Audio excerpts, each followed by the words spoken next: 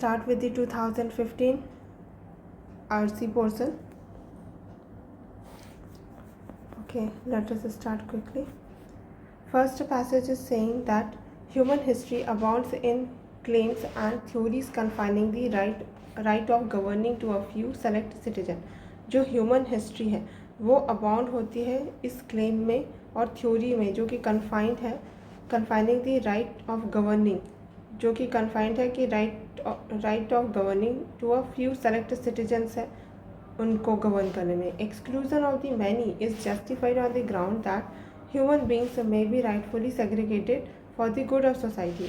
और एक्सक्लूड कर देना कुछ लोगों को, तो यहाँ पर क्या बता रहा है पैसेज में कि एक्सक्लूड कर देना कुछ लोगों को ये इस बात पे जस्टिफाई किया जाता है, इस ग्राउंड पे जस्टिफाई किया जाता है दैट ह्यूमन बींग्स है मे बी राइटफुली सेग्रीगेटेड, कि ह्यूमन बींग्स को हम राइटफुली सेग्रीगेट कर सकते हैं for the good of society. तब जाके सोसाइटी का गुड होगा, तो उस सोसाइटी के गुड के लिए हम ह्यूमन बींग्स को राइटफुली सेग्रीगेट कर सकते हैं. And the viability of the political process, और पॉलिटिकल प्रोसेस भी व्यवहार्यतापूर्वक हो सके. ठीक है, तो पूरे पैसेज में क्या बोल रहा है कि जो ह्यूमन हिस्ट्री है वो प्रचुर मात्रा में इस क्लेम एंड थ्योरीज से कन्फाइंड है कि जो राइट ऑफ गवर्निंग है टू फ्यू सेलेक्ट सिटीजन को ही गवर्न किया जाता है, और एक्सक्लूजन ऑफ मैनी, बहुत लोगों को एक्सक्लूड कर दिया जाता है. और इस बात को इस चीज़ से जस्टिफाई किया जाता है, इस ग्राउंड पे जस्टिफाई किया जाता है कि ह्यूमन बींग्स है उनको राइटफुली सेग्रीगेट किया जा सकता है सोसाइटी के गुड के लिए एंड पॉलिटिकल प्रोसेस की वाइबिलिटी के लिए. ठीक है, तो क्वेश्चन बोल रहा है which one of the following statement is least essential as a part of the argument in the above passage. तो कौन सा आर्ग्यूमेंट सबसे कम इसेंशियल है बोला है. ठीक है, ऐसा नहीं कि पैसेज का क्रक्स क्या है, कौन सा आर्ग्यूमेंट सबसे कम इसेंशियल है, उतना ज़्यादा इंपॉर्टेंट नहीं है, कौन सा ऐसा है. पहला बोला man seeks control over external things affecting him. Man है वो कंट्रोल कर रहा है उन एक्सटर्नल चीज़ों को जो उनको अफेक्ट कर रहा है. तो ये तो पैसेज में ऐसा कुछ मेन इशू रेज नहीं किया कि मैन है वो कंट्रोल कर रहा है एक्सटर्नल थिंग्स को जो उसको अफेक्ट कर रहा है, तो इसके हाई प्रोबेबिलिटी है कि ये लीस्ट इसेंशियल है. ठीक है, बाकी ऑप्शन देख लेते हैं, इसेंशियल होने चाहिए तब जाके ये आंसर होगा. ठीक है, in society there are super and sub human beings. हाँ, हम ये बोल सकते हैं क्योंकि आधे लोग को एक्सक्लूड करें और आधे लोग को इंक्लूड करें और इंक्लूड करके उनको गवर्न कर रहे हैं, तो ह्यूमन में कैटेगराइजेशन है, तो ये तो हो सकता है. Then exceptions to universal citizen participation are conducive to systematic efficacy. ये भी हो सकता है कि जब हम एक्सक्लूड कर देते हैं, ठीक है, एक्सेप्शन अगर रहता है यूनिवर्सल सिटीजन पार्टिसिपेशन का, तो ये कंड्यूसिव है कि सिस्टम एफिशिएंटली काम कर सके. तो यही तो बोला था ना, viability of the political process, तो ये भी पॉसिबल है. Then governing employs recognition of the disparities in individual capacities. तो गवर्न करना यहाँ पर क्या इम्प्लाई होता है कि रिकॉग्निशन होना disparities in the individual capabilities. तो यहीं पे गवर्न करने के लिए कुछ लोगों को एक्सक्लूड किया जा रहा था, कुछ को इंक्लूड. तो जो मतलब लोगों के बीच डिस्पैरिटी है ना इंडिविजुअल कैपेसिटी में, तो इसीलिए उनको आधे को सेग्रीगेट कर दिया जा रहा था. तो ये भी पॉसिबिलिटी है. तो यही है जो लीस्ट इसेंशियल है, लीस्ट इसेंशियल पार्ट है आर्ग्यूमेंट का. ठीक है, then next passage, by 2050 the Earth's population will likely to have swelled from 7 to 9 billion people. By 2050 तक का हमारा पॉपुलेशन 7 से 9 अर्थ का पॉपुलेशन 7 to 9 बिलियन हो जाएगा. To fill all those stomachs, और उन सारे स्टमक्स को फिल करने के लिए while accounting for shifting consumption pattern. तो हमको शिफ्टिंग कंजम्पशन पैटर्न तो देखना ही होगा. Climate change and a finite amount of arable land and portable water. तो इन सब को अकाउंट करने के लिए for shifting consumption pattern, climate change and finite amount of arable land and portable water, some experts से food production will have to double. कुछ expert ये बोलते हैं कि जो फूड का प्रोडक्शन है उसको डबल करना होगा. How can we make the numbers add up. तो हम नंबर एड अप करें कैसे. एक्सपर्ट्स से higher yielding crop varieties and more efficient farming methods will be crucial. तो एक्सपर्ट का ये बोलना है कि हम नंबर कैसे एड अप करेंगे, जब हम हाई यील्डिंग क्रॉप उगाएंगे, हाई यील्डिंग क्रॉप की वेराइटीज़ उगाएंगे and more efficient farming method choose करेंगे, वो बहुत ज़्यादा क्रूशियल होगा. सो विल वेस्ट रिडक्शन, तब हमारा जो वेस्ट है वो रिड्यूस हो जाएगा. Experts urge cities to reclaim nutrients and water from waste streams and preserve farmland. ठीक है, तो जो एक्सपर्ट्स है वो अर्ज करता है कि जो सिटीज़ है वो रिक्लेम करें. Experts urge cities to reclaim nutrients and water from waste streams and preserve farmland को प्रिजर्व करे। Poor countries they say can improve crop storage and packaging and rich nation could cut back on resource intensive foods like meat. तो higher yielding crop varieties उगा के और मोर efficient farming methods हैं, ये बहुत ज़्यादा क्रूशियल हो जाएंगे अगर हमको क्या करना है, ये हंग्री स्टमक्स हैं उनको फूल करना है। तो हमको क्या करना होगा, वेस्ट को रिड्यूस करना होगा। एक्सपर्ट्स अर्ज करते हैं कि सिटीज़ को कि वो रिक्लेम करें न्यूट्रिएंट एंड वाटर को, जो भी वेस्ट स्ट्रीम्स है उधर से, एंड प्रिजर्व करें फार्मलैंड को। ओके, और पुअर कंट्रीज है वो क्या करेंगे, इम्प्रूव करेंगे क्रॉप स्टोरेज को और पैकेजिंग को, और जो रिच नेशंस हैं वो कटबैक कर सकते हैं जो भी रिसोर्स इंटेंसिव फूड है जैसे मीट। ठीक है, तो विच one of the following best sums up the above passage को कौन सा सबसे बेस्ट सम अप कर रहा है। पहला बोल रहा थी population of the world is growing very fast, but what about, उससे होगा क्या, बस ये तो इतना ही अगर पूछता इतना का क्रक्स तो भी वही होता, तो what is the point in giving all this information, है ना। ये बेस्ट सम अप तो नहीं कर रहा है। Food security is perennial problem only in developing countries में ही पेरेनियल प्रॉब्लम है, नहीं भाई ऐसा तो नहीं है। The world does not have enough resources to meet the impending food scarcity, world के पास इनफ रिसोर्सेज ही नहीं है कि वो फूड स्कैर्सिटी से मीट कर सके, ऐसा तो नहीं बोल सकते। Food security is increasingly a collective challenge, yes food security increasingly collective challenge बन रही है। The next passage, many people in India feel that if we cut our defense expenditure on weapon building, we can create a climate of peace with our neighbors, subsequently reducing the conflict or creating a no war situation.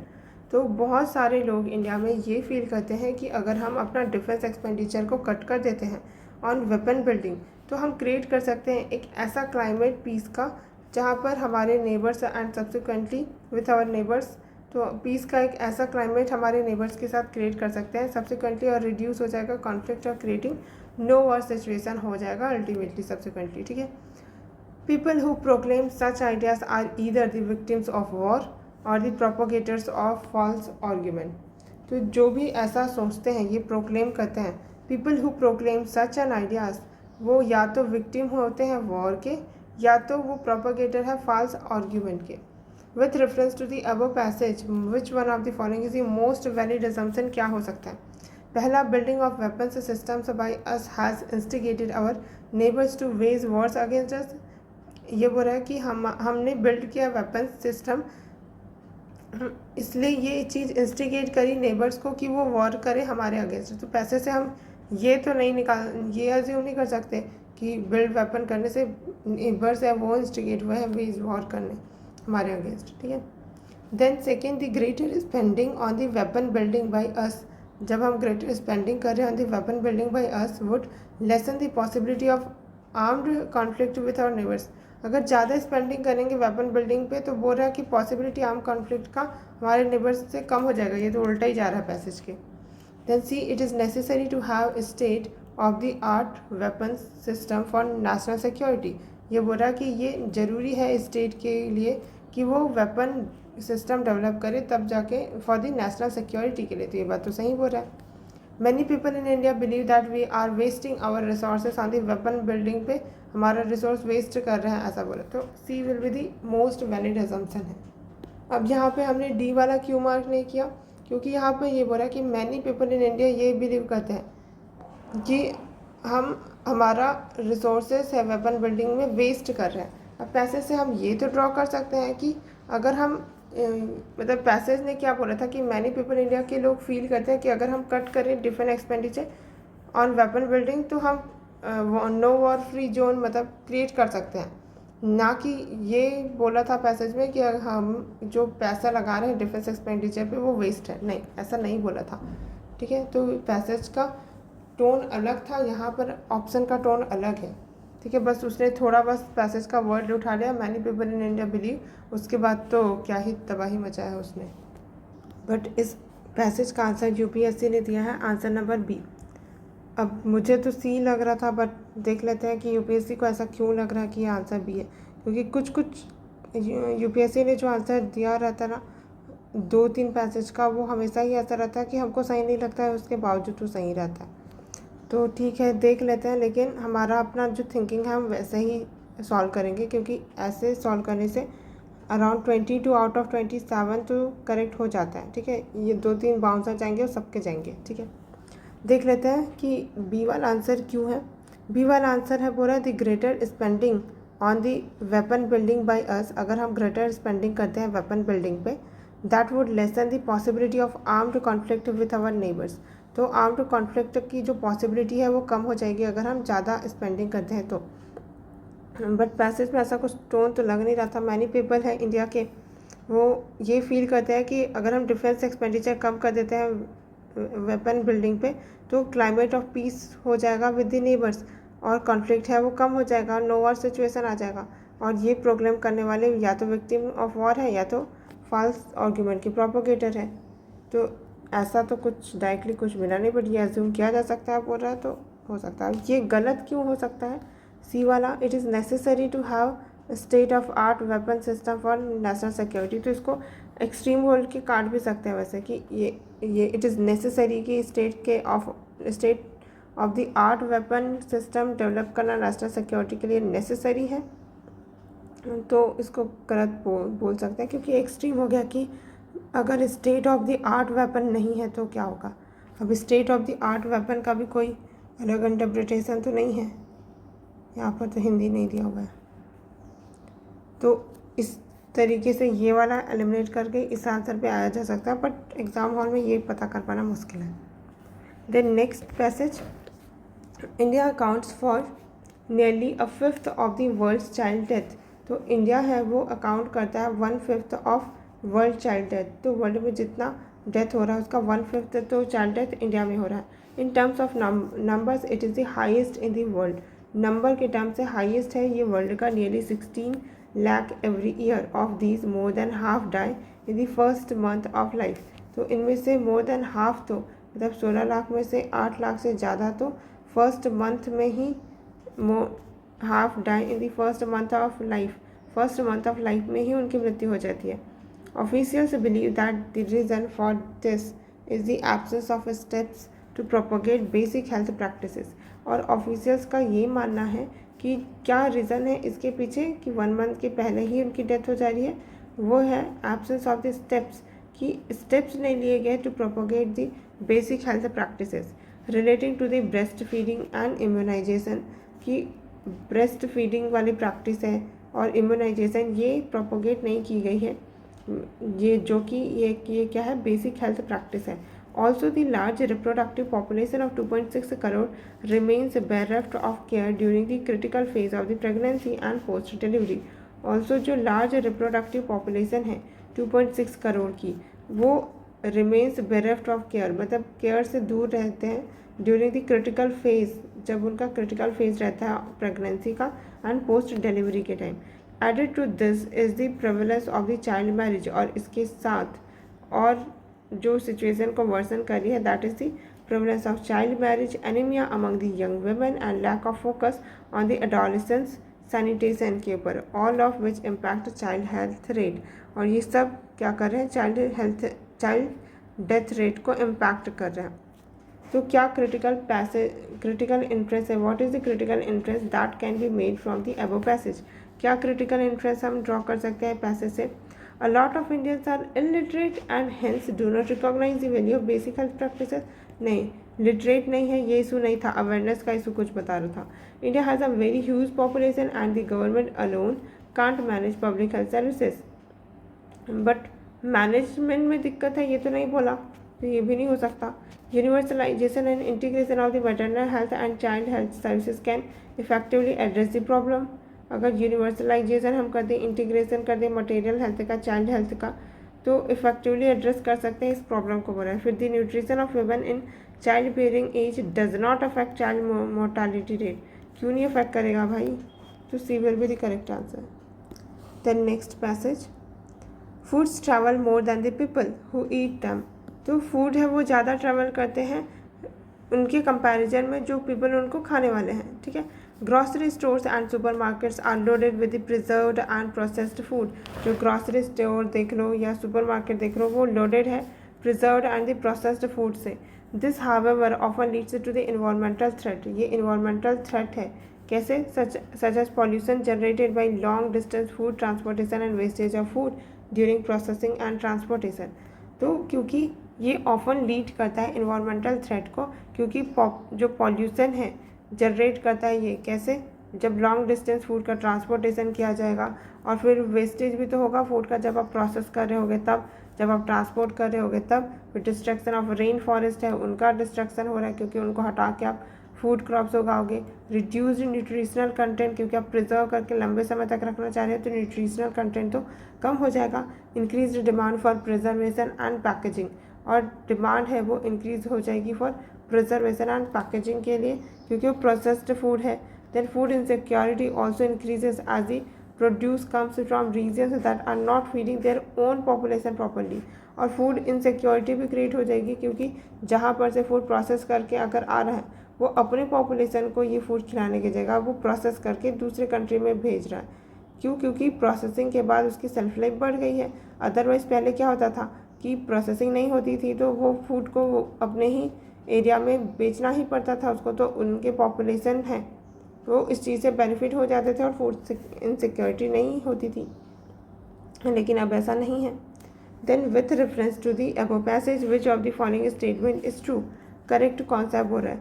Consuming regionally grown food and not depending on the long travelled food is a part of eco friendly behaviour. हाँ, ये तो कितना सही है ना, क्योंकि transportation वगैरह के कारण जो पॉल्यूशन है, फूड वेस्टेज है, वो सब कम हो जाएगा। तो आप अगर कंज्यूम करते हो रीजनली ग्रोन फूड को एंड डिपेंड नहीं करते लॉन्ग ट्रैवल्ड फूड पे, जो प्रोसेस्ड फूड है उस पर, ये एक इको फ्रेंडली बिहेवियर है ना। तो first is correct. Then second, food processing industry puts a burden on the natural resources. तो फूड प्रोसेसिंग इंडस्ट्री है वो बर्डन डालती है नेचुरल रिसोर्सेज पे। तो ये बात भी सही है क्योंकि फूड प्रोसेसिंग इंडस्ट्री का कोई ना कोई तो बर्डन है ही ना नेचुरल रिसोर्सेज पे, क्योंकि अगर आप फूड प्रोसेसिंग इंडस्ट्री बना रहे हो तो वहाँ पर कहाँ पर बनाओगे इंडस्ट्री को? ट्रॉपिकल रेन फॉरेस्ट को हटा के वहाँ पे बनाओगे, है ना। तो नेचुरल रिसोर्सेज है उनके ऊपर बर्डन है। तो both 1 and 2 will be correct. ठीक है। द नेक्स्ट पैसेज काफ़ी बड़ा पैसेज है, 1 2 3 क्वेश्चन है। ठीक है, पढ़ते हैं। I must say that beyond occasionally exposing me to laughter my constitutional sinus has been of no disadvantage whatever. मुझे ये ज़रूर बोलना चाहिए कि बियॉन्ड जो ओकेजनली मैं एक्सपोज करता हूँ खुद को me to laughter, my constitutional sinus जो हमेशा मेरा साइनस रहता हैज़ बीन नो डिसएडवांटेज। हमेशा तो मैं साय करता हूँ, कुछ टाइम ही ओकेजनली ही मैं खुद को एक्सपोज करता हूँ लाफ्टर में, ऐसा बोल रहा है। तो उसको नुकसान नहीं हुआ है whatever, no disadvantage whatever. In fact I can see that on the contrary, बल्कि मैं इसका उल्टा देखता हूँ, it has been all to my advantage, बल्कि ये मेरे लिए एडवांटेज ही है कि ओकेजनली एक्सपोज करना खुद को टू लाफ्टर एंड कॉन्स्टिट्यूशनली वो क्या करना, साइनस ही रहना। ठीक है। My hesitancy in speech which was once an annoyance is now a pleasure. पहले वो बोलता था कि मैं बहुत हेजिटेट करता था बोलने में, पहले वो बहुत ज़्यादा अनॉयंस था, लेकिन अब ये प्लेजर है। Its greatest benefit has been that it has taught me the economy of the words. और इसका ग्रेटेस्ट बेनिफिट ये हुआ कि इसने मुझे सिखाया economy of the words. I have naturally formed the habit of restraining my thoughts. मैंने naturally ही form कर लिया ये हैबिट कि रिस्ट्रेन करना अपने थाट्स को। And I can now give my self the certificate that a thoughtless word hardly ever escapes my tongue or pen. तो अब ये मैं खुद को सर्टिफिकेट दे सकता हूँ कि कोई भी मतलब ऐसा बहुत कम ही होगा, बहुत रेयर केस में ही होगा कि कोई थॉटलेस वर्ड जो मैंने बिना सोचे कोई वर्ड अपने टंग से बोल दिया हो या लिख दिया हो। I do not recollect ever having had to regret anything in my speech और राइटिंग। तो मुझे कभी भी ऐसा रिकलेक्ट करने की ज़रूरत नहीं पड़ती है या रिग्रेट करने की ज़रूरत नहीं पड़ती कि जो मैंने कुछ बोला या लिखा। I have thus been spared many a mishap and waste of time. तो इस तरीके से मैंने स्पेयर कर दिया, बच गया मैं बहुत सारे मिसअप एंड वेस्ट ऑफ टाइम से। Experience has taught me that silence is part of spiritual discipline of a votary of truth. तो इस एक्सपीरियंस ने मुझे ये सिखाया है कि जो साइलेंस है वो क्या है, पार्ट है स्पिरिचुअल डिसिप्लिन का of a votary of truth. Proneness to exaggerate, जो प्रोन रहते हैं ना कुछ लोग एग्जेजरेट करने का चीज़ों को, टू सप्रेस और मॉडिफाई द ट्रूथ, और कुछ लोग सप्रेस कर देते हैं ट्रूथ को या तो कुछ मॉडिफाई कर देते हैं। विटिंगली और unwittingly is a natural weakness of the man, तो ये मैन का नेचुरल वीकनेस है। And silence is necessary in order to surmount it, और साइलेंस बहुत ज़रूरी है अगर आपको इस चीज़ को सरमाउंट करना है, ताकि आप एग्जेजरेट भी ना करो, सप्रेस ना करो और ट्रूथ को मॉडिफाई ना करो। अ man of few words will really be thoughtless, जो मैन है कुछ वर्ड ही बोलता हो तो वो रियली ही होगा कि वो थॉटलेस हो अपने स्पीच में, वो थॉटफुल होके ही अपनी बात बोलेगा। He will measure every word, वो मेज़र करेगा अपने हर वर्ड को। We find so many people impatient to talk, हम ऐसे बहुत लोगों से मिलते हैं जो इतने ज़्यादा इम्पेशेंट होते हैं बात करने के लिए। There is no chairman of meeting who is not pestered with notes for permission to speak, और यहाँ पे कोई ऐसा चेयरमैन की मीटिंग तो नहीं चल रही है कि वो परमिशन देगा कि अब तुम बोलो अब तुम बोलो। And whenever the permission is given to the speaker generally exceeds the time limit, और जब भी ऐसा होता भी था तो स्पीकर जब भी किसी को टाइम देता था वो हमेशा अपने टाइम लिमिट से ज़्यादा ही बोलता था। आस्क फॉर मोर टाइम, और वो हमेशा और टाइम के लिए मांगता था और टाइम की डिमांड करता था। And keeps on talking without permission, और बिना परमिशन के बोले जाता था। All this talking can hardly be said to be of any benefit to the world, और ये सारे जो बातें हैं वो ऑल दिस टॉकिंग जो उसने एक्स्ट्रा वो जो बात बोली बिना परमिशन के, ये हार्डली किसी वर्ल्ड के लिए बेनिफिट था होगा। It is so much waste of time, ये पूरा वेस्ट ऑफ टाइम है। My shyness has been in reality my shield and buckler, तो मेरी जो साइनस है वो रियलिटी में मेरा शिल्ड एंड बकलर है। It has allowed me to grow, इसने अलाउ किया मुझे ग्रो करने के लिए। And it has helped me in discernment of truth, और हेल्प किया डिसर्नमेंट ऑफ ट्रूथ में। Okay, the author says that a thoughtless word hardly ever escapes his tongue or pen, which one of the following not a valid reason for this, कौन सा valid reason नहीं है बोल रहा है। ठीक है, तो ऑथर ने बताया कि थॉटलेस वर्ड है वो रियली उसके टंग या पेन से स्केप होता है, तो कौन सा वैलिड रीज़न नहीं है इसका। He has no intention to waste his time, उसका कोई इंटेंशन नहीं है अपना टाइम वेस्ट करने का। Then second, he believes in the economy of the word, तो ये तो वैलिड रीज़न है, not a valid reason choose करना ना। He believes in restraining his thoughts, ये भी सही है। फिर he has hesitancy in his speech, ये भी सही है, तो यही होना चाहिए आंसर, जो कि वैलिड रीज़न नहीं है इसका। Then second question, the most appropriate reason for the author to be spared many a mishap is that, most appropriate reason क्या है ऑथर के लिए जिसके कारण उसने बहुत सारे वो मिसहैप से बच गया। ही हार्डली अटर्स और राइट्स अ थॉटलेस वर्ड, हाँ तो यही तो अप्रोप्रिएट रीज़न है ना, कि इसलिए तो मिसअप बच गया कि वो हार्डली ऐसा चीज़ अटर करता है या राइट करता है जो कि थॉटलेस हो। He is a man of immense patience, patience का तो कोई लेना देना नहीं है। He believes that he is a spiritual person, नहीं, he is a votary of truth, truth के बारे में फोकस तो नहीं है यहाँ पर, थॉटलेस वर्ड की बात कर रहा है, तो first will be the correct. Then for the author silence is necessary in order to surmount, author है वो क्या बोलते हैं कि साइलेंस नेसेसरी है इन ऑर्डर टू सरमाउंट, किसको सरमाउंट करने के लिए, constitutional silence, hesitancy in speech, suppression of thought, tendency to overstate. तो साइलेंस जरूरी है, क्यों जरूरी है पूछ रहा है, पैसेज में जाते हैं वापस से। ओके, यहाँ पे बोला था it is the natural weakness of man and silence is necessary in order to surmount it, किसके बारे में बोल रहा था, प्रॉनेस ऑफ एग्जेजरेट और सप्रेस और मॉडिफाई द ट्रूथ, ट्रूथ को सप्रेस करने की बात कर रहा था। तो कॉन्स्टिट्यूशनल साइलेंस नहीं है, हेजिटेंसी इन स्पीच नहीं है, टेंडेंसी टू ओवर स्टेट नहीं है, सप्रेशन ऑफ थॉट होना चाहिए। ओह सॉरी, मैंने रिकॉर्डिंग ही ऑन नहीं की थी। तो यहाँ पर क्या था, for the author silence is necessary in order to surmount क्या सरमाउंट करने के लिए साइनस नेसेसरी है बोला। तो यहाँ पर पैसेज में बोला था कि necessary in order to surmount. तो किसको सरमाउंट करने के लिए साइनस जरूरी है। Proneness to exaggerate, to suppress और मॉडिफाई द ट्रूथ, जहाँ पर हम जो ट्रूथ है उसको सप्रेस कर देते हैं, मॉडिफाई कर देते हैं। और प्रॉन्नेस टू एग्जैजरेट विटिंगली और unwittingly is a natural weakness of the man and silence is necessary in order to surmount. तो जो प्रॉन्नेस है हमारी, प्रॉन्नेस मतलब कि बोल सकते हैं कि टेंडेंसी टू एग्जैजरेट, तो tendency to overstate will be the correct answer. ठीक है, ये तो हो ही नहीं सकता, साइनस की बात ही नहीं कर रहा। देन हेजिटेंसी इन स्पीच, नहीं ये भी नहीं है। सप्रेशन ऑफ थॉट्स की जगह सप्रेशन ऑफ ट्रुथ बोलता तो सही होता, बट ये भी नहीं, क्योंकि यहाँ पे ट्रुथ को सप्रेस और मॉडिफाई और एग्जैजरेट करने की बात की गई है, ना कि थॉट को, तो ये नहीं हो सकता है।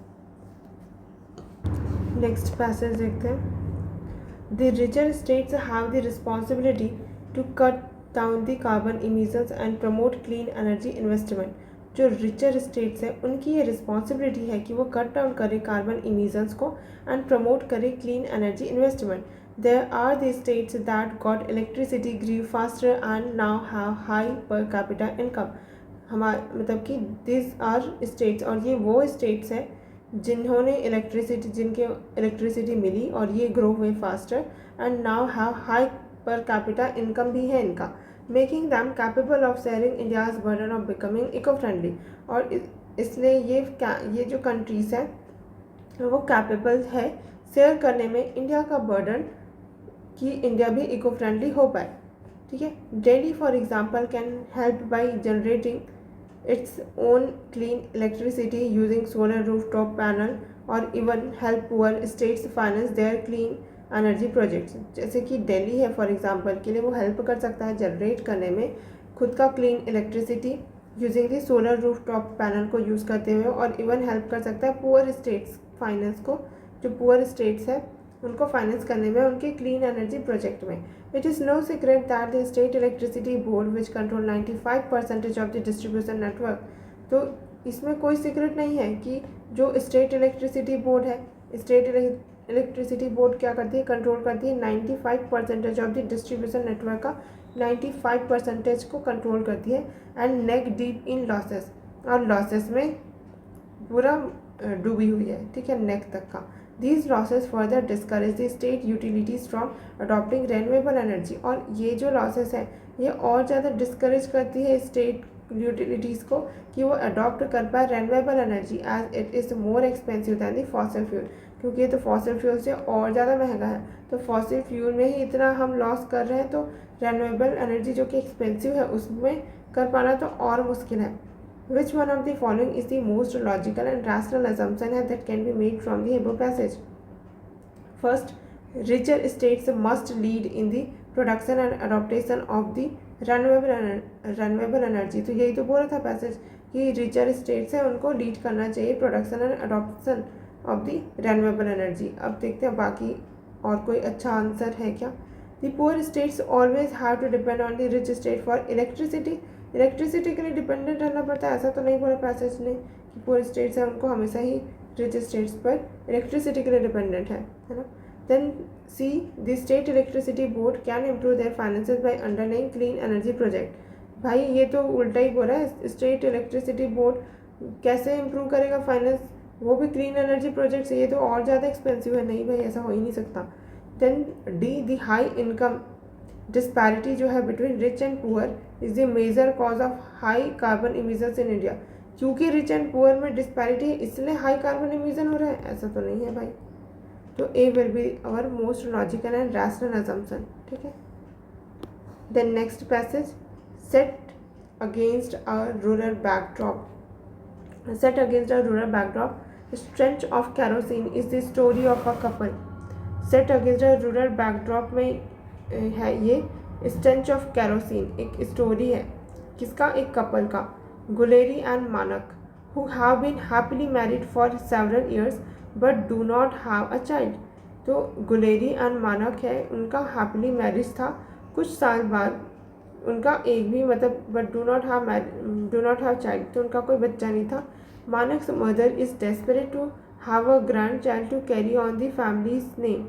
तो जो माना की मदर है वो बहुत ज़्यादा डेस्परेट थी कि उनको ग्रैंड चाइल्ड चाहिए, तब जाके फैमिली का नेम आगे बढ़ा जाएगा, है ना, आगे जाएगा। Hence she got मानक रीमैरिड इन गुलेरीज एब्सेंस। तो गुलेरी जब घर पे नहीं थी तो उसने मानक की शादी करवा दी। Manak who acts as a reluctant but passive spectator. Manak भले ही रिलक्टेंट था, वो शादी नहीं करना चाहता था, लेकिन फिर भी पैसिव स्पेक्टेटर था। Is meanwhile informed by a friend that Guleri on hearing about her husband's second marriage poured kerosene on her clothes and set fire to them। और मानव को फिर ये बात सुनाई में आती है अपने फ्रेंड वगैरह से कि जो उसकी वाइफ है गुलेरी, उसने ये बात सुनकर, उसके मैरिज की बात सुनकर खुद को कैरोसिन से पोर करके जला दिया। Manak is heartbroken and begins to live as if he were a dead man. तो मानक हार्ट ब्रोकन हो गया और अपनी लाइफ ऐसे बिताने लगा जैसे कोई डेड मैन हो। When his second wife delivers a son, तो जब उसकी सेकेंड वाइफ ने डिलीवर किया सन को, मानक stares at the child for the long time and blurts out, take him away, he stinks of kerosene। तो उसने उस बच्चे को देखा और उसके बाद फिर लंबे समय तक देखा और उसको बोला कि take him away and he stinks of kerosene. तो उसने ये बोला कि टेक हिम अवे, यहाँ इससे कैरोसिन की स्मेल आ रही है, कैरोसिन की बदबू आती है करके, क्योंकि उस बेबी के कारण ही ऐसा बोल रहा है। मैन उसको ब्लेम कर रहा है कि इस बेबी के कारण ही उसकी वाइफ ने अपने आप को कैरोसिन डाल के जला दिया। This is sensitive issue based story है which tries to sensitise the readers about. तो रीडर्स को किस बात के लिए सेंसिटाइज किया जा रहा है? Men chauvinism and infidelity. तो ये तो नहीं है, शाविनिज्म का ये एग्जाम्पल नहीं है, ठीक है। लव एंड बिट्रेयल, यहाँ पे लव एंड बिट्रेयल के लिए सेंसिटाइज नहीं किया जा रहा है। Lack of legal safeguard for women के लिए सेफगार्ड नहीं है, ये बोला जा रहा है। नहीं, ऐसा भी कोई इशू रेज नहीं किया। इन्फ्लुएंस ऑफ पैट्रियार्कल माइंडसेट, यही तो इशू है, क्योंकि उसकी मदर को ये लगता है कि उसकी फैमिली का नाम आगे बढ़ाना है, तो इसलिए बच्चा चाहिए, है ना। तो और साथ ही साथ जो मेल है, क्या नाम है, मानक, उसने भी रजिस्ट नहीं किया, पैसिव स्पेक्टेटर ही रहा। तो ये उसका माइंडसेट भी पैट्रियार्कल ही था। वो भी ये मानता था कि फैमिली का नाम आगे बढ़ाने के लिए उसको दूसरी शादी करना चाहिए, है ना। तभी तो उसने रिलक्टेंट होने के बावजूद पैसिव स्पेक्टेटर ही रहा। तो D will be the correct answer. Then next passage, the ultimate aim of the government is not to rule or control by fear, not to demand obedience, but conversely to free every man from fear that he may live in all possible security। जो ultimate aim है government का, वो ये नहीं है कि वो rule करे या कंट्रोल करे फियर से, डरा के, नॉट टू डिमांड ओबीडियंस, और ना ही वो डिमांड करे ओबीडियंस, बट कन्वर्सली स्टेट का रोल है क्या, अल्टीमेट एम गवर्नमेंट का क्या है कि वो फ्री करे हर एक मैन को उसके फियर से, and that he may live in all possible security, तब जाके वो मैन अपने पॉसिबल सिक्योरिटी में जिंदा रह पाएगा, मतलब ऑल पॉसिबल सिक्योरिटी में।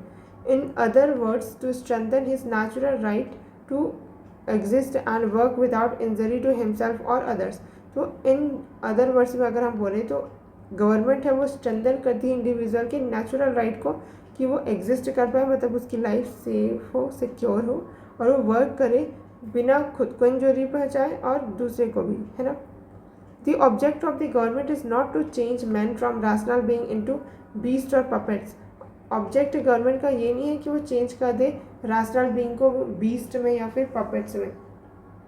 It should enable them to develop their minds, बल्कि गवर्नमेंट है वो क्या करना चाहिए, जो अपने सिटीजन्स हैं उनको उनकी खुद का माइंड डेवलप करने में हेल्प करनी चाहिए, and bodies in security and to employ their reason unshackled, और उनके रीजन अनसेकल्ड हो सके इसके लिए इनेबल करना।